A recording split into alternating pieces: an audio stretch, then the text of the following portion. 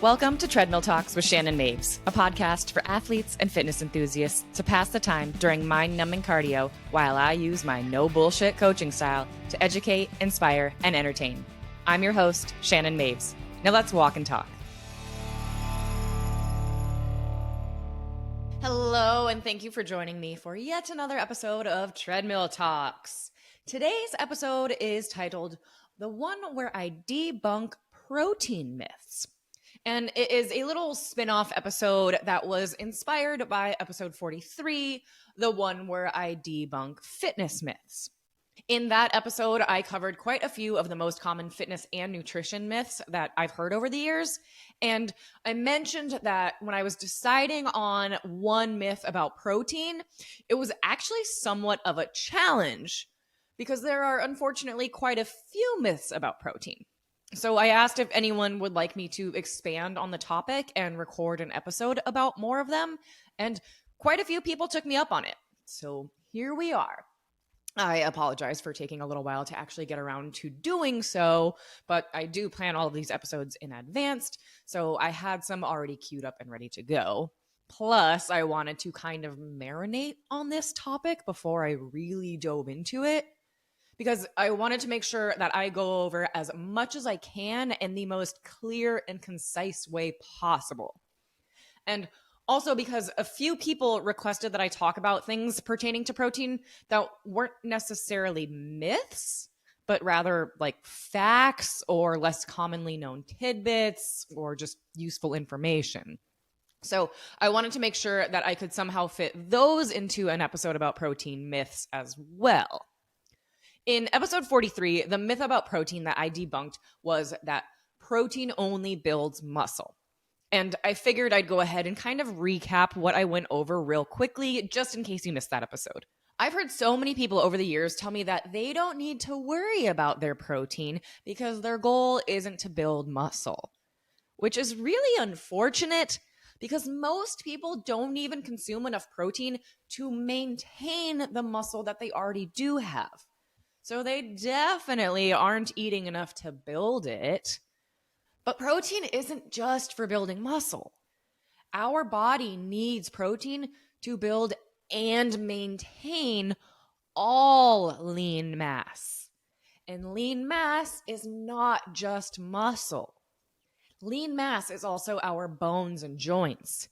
It's connective tissue like tendons and ligaments. It's our skin, nails, hair, and even our blood.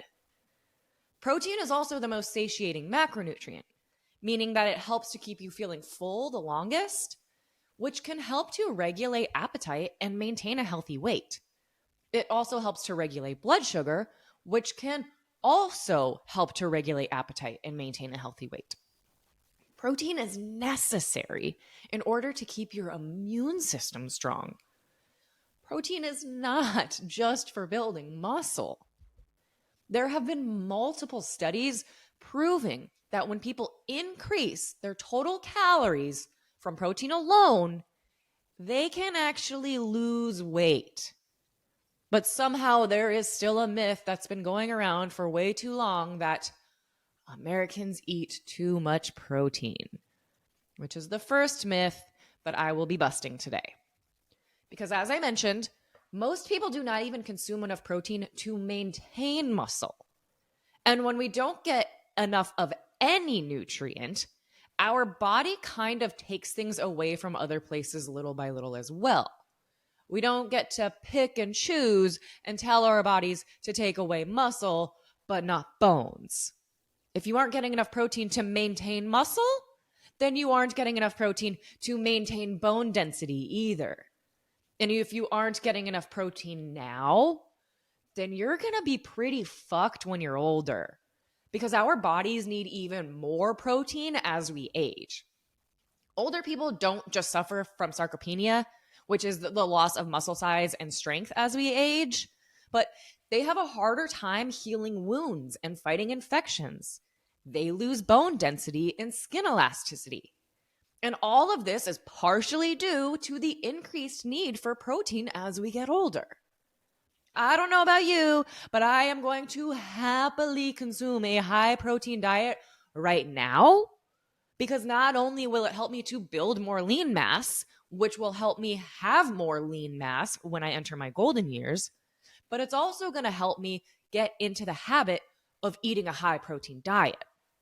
That way, when I am older and in need of more protein, it won't be a big deal because I'll either just bump my protein up a little bit more or I'll keep it the same and maybe I won't be building more lean mass, but I'll be maintaining all of the shit that I built the decades before I became an old woman. I don't want to say I'm excited to get old because I'm definitely cool with that process slowing down a little bit if possible. But honestly, I'm going to have fun being the old woman in the gym that's still fucking shit up. Okay, so we've established that most of us need to eat more protein, but we shouldn't eat too much protein, right? Because that's bad for our liver and kidneys, right? Wrong. This is the next myth that I'm going to bust. Too much protein is not bad for your liver or kidneys.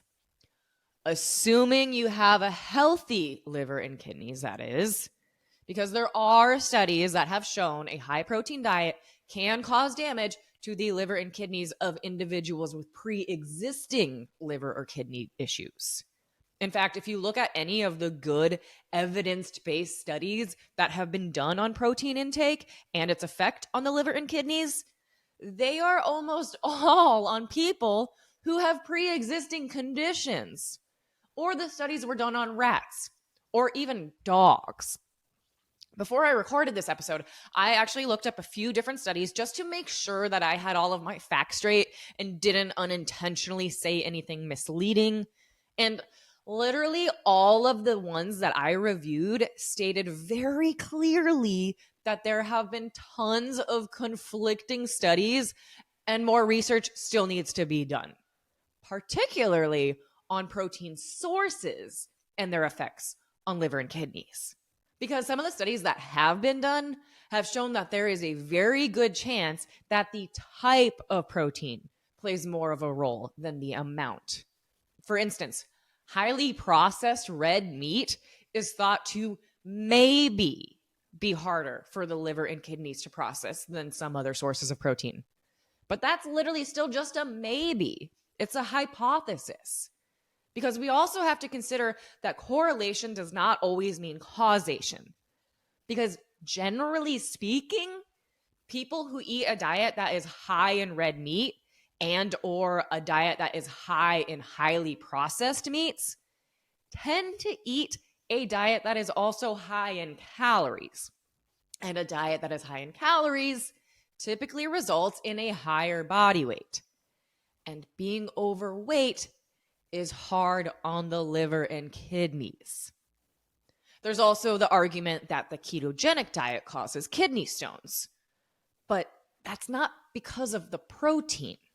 It's because a low-carb diet is stressful as fuck on the body.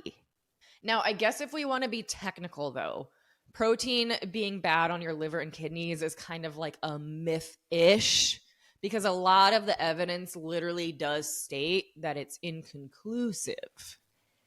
Anecdotally, though, I have never seen or heard of any issues with myself, my clients, my colleagues, or my friends. I will say, though, my AST was on the higher end after my prep in 2022. And for those who don't know, AST is a liver enzyme.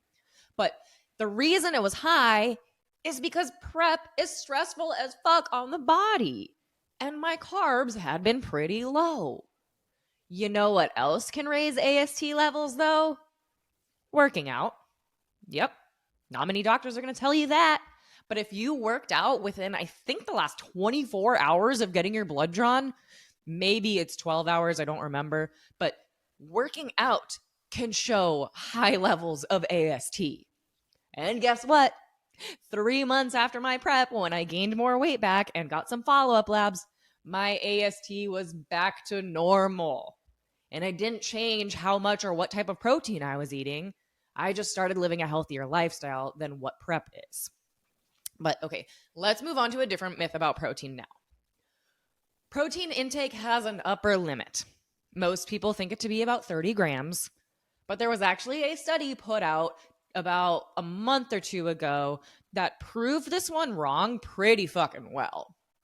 The conclusion to this study was that having a very high amount of protein with a post-workout meal actually proved to increase the anabolic response more than the subjects who were given what they thought to be an upper limit.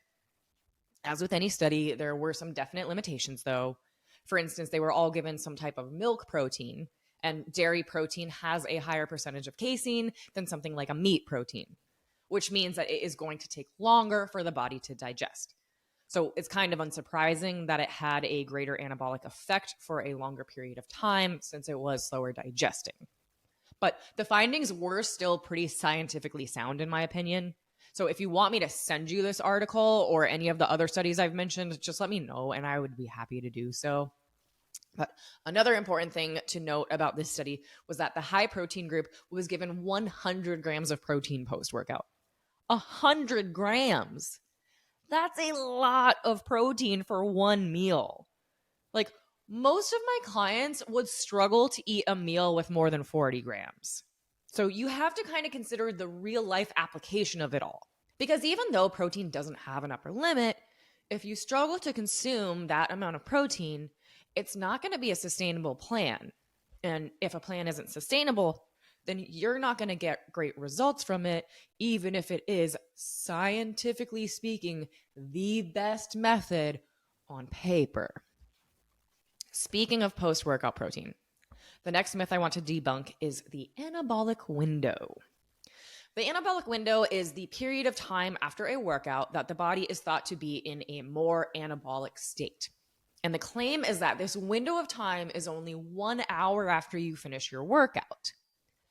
However, it has been shown that it really doesn't fucking matter.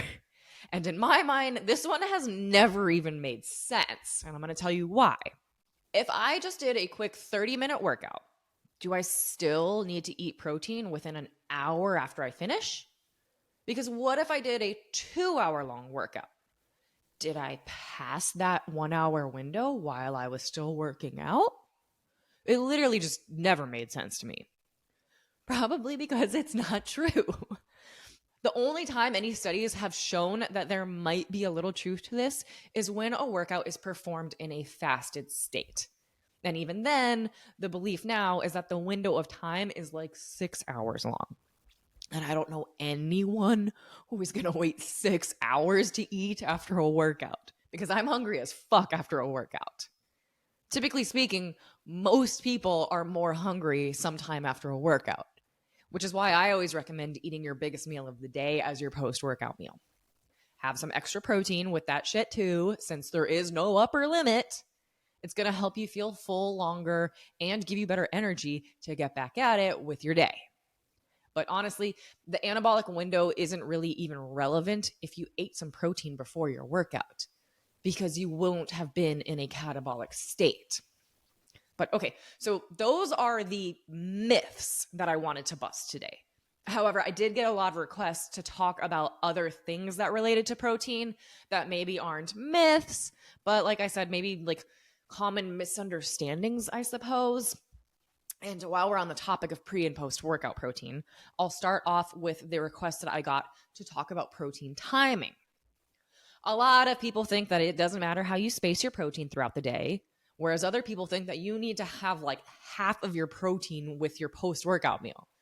You know, because of that anabolic window and shit. Okay, but here's what I know about protein timing though. First of all, the way you space your protein throughout the day does not have as big of an effect as people want it to. A lot of people who ask me this question think that I am going to give them the game-changing answer that they've been searching for. But I have found that the best protein split is the one you can adhere to while still hitting your protein goal. If I were to tell you that you need to have 100 grams of protein with your post-workout meal, but you feel fucking sick afterward or you're choking it down, then you're probably not going to be able to adhere to that. And if I told you that you need to have 20 grams of protein with each meal, spaced throughout 6 meals that are all exactly 2 hours apart, but you never feel full after your meals, and the act of sitting down to eat is taking up way too much of your time, then you're not going to adhere to that either. So, what I recommend doing is starting out by spacing your protein evenly throughout however many meals you prefer to eat, and then slowly adjust based off of that. So let's say your goal is 140 grams of protein and you prefer to eat 3 meals per day. I would say split your protein evenly throughout those 3 meals and try to get about 46 grams per meal. Try that for a while, maybe like a week or at least a few days, and see how you feel.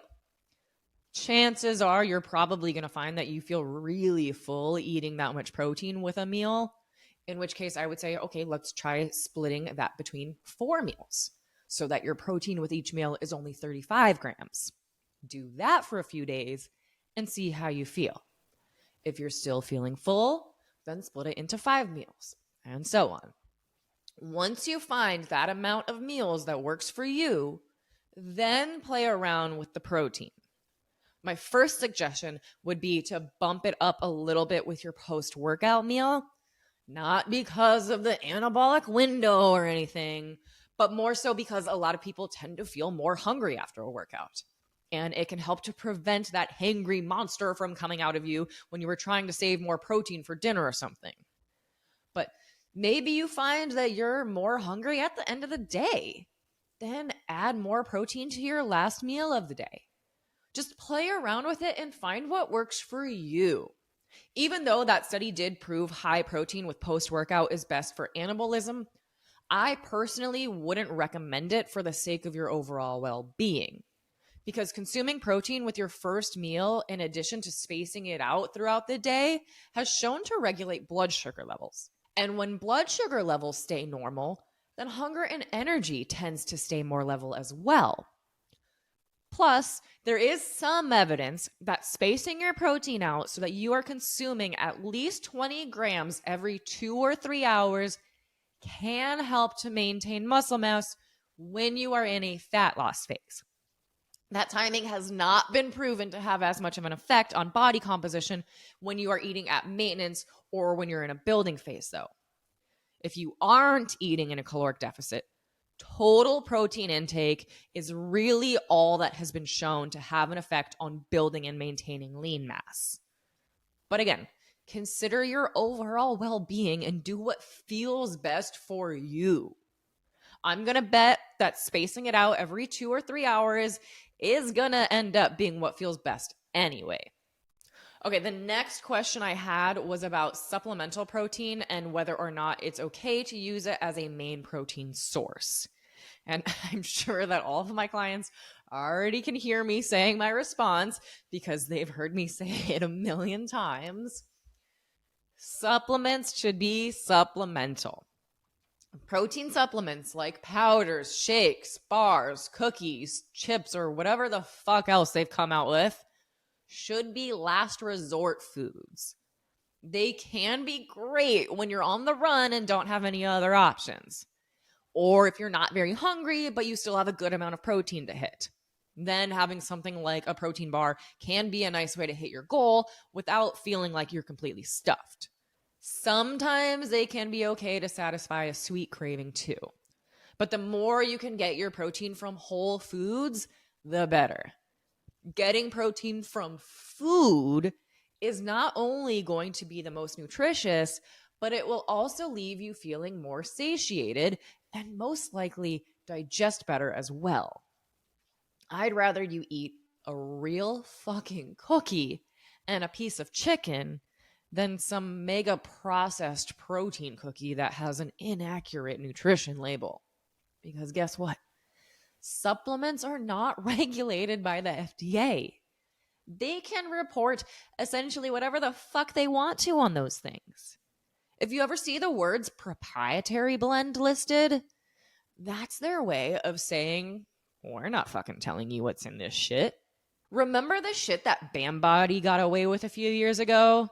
No. No, yeah, probably because they swept it under the rug real nicely.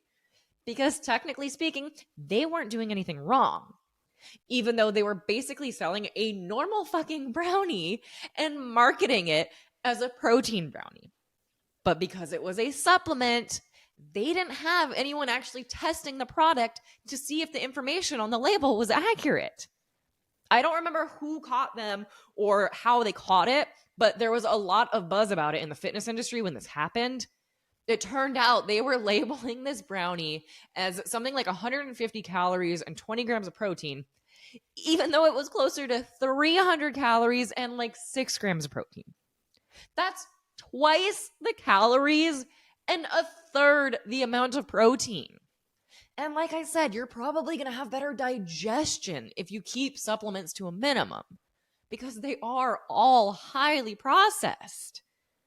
Honestly, you might be better off thinking of them as a treat food.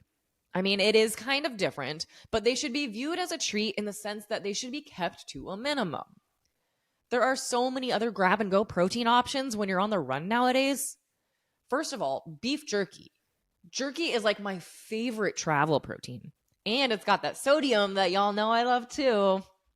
And practically every grocery store, hell, even most gas stations nowadays have some type of pre-cooked chicken or hard-boiled eggs you can grab or packets of Greek yogurt. So there's really no excuse to be getting the majority of your protein from supplements.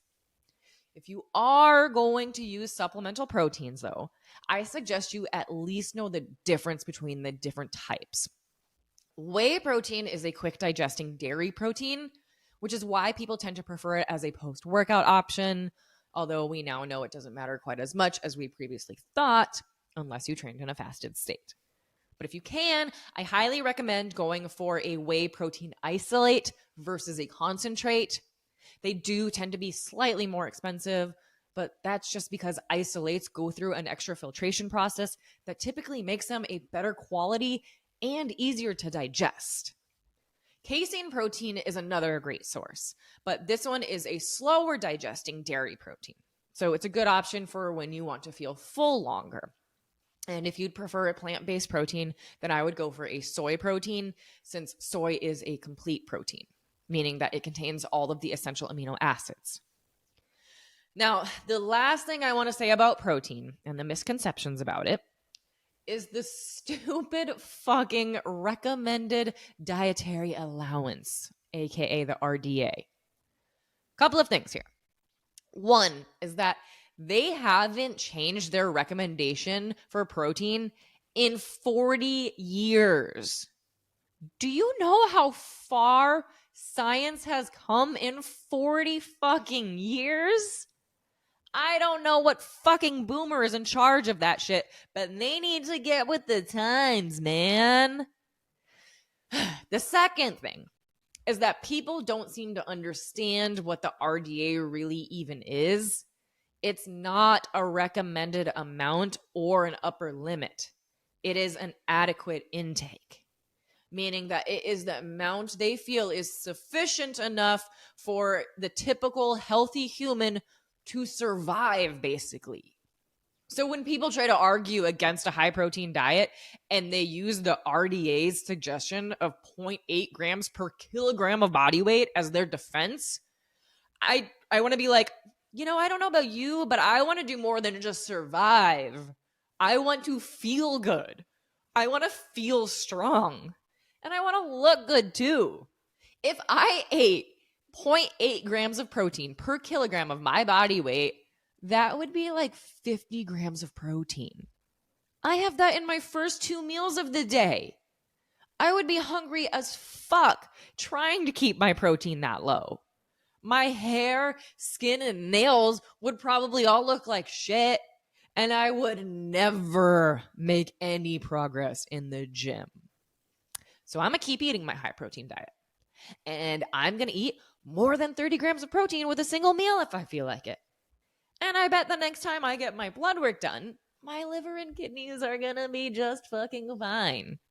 And if they're not, then I will bet that it's because of something other than the amount of protein I've been eating.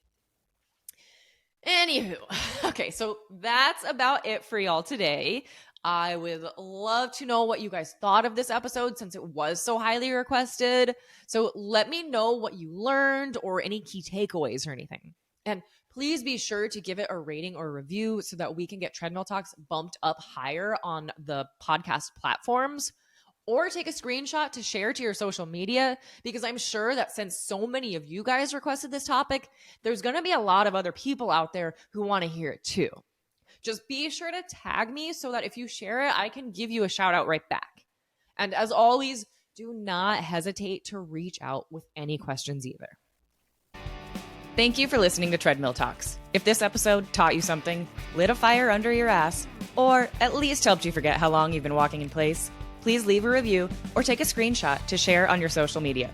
Don't forget to tag me at Shannon Maves so I can give you some love right back. And thanks again for listening to my Treadmill Talk.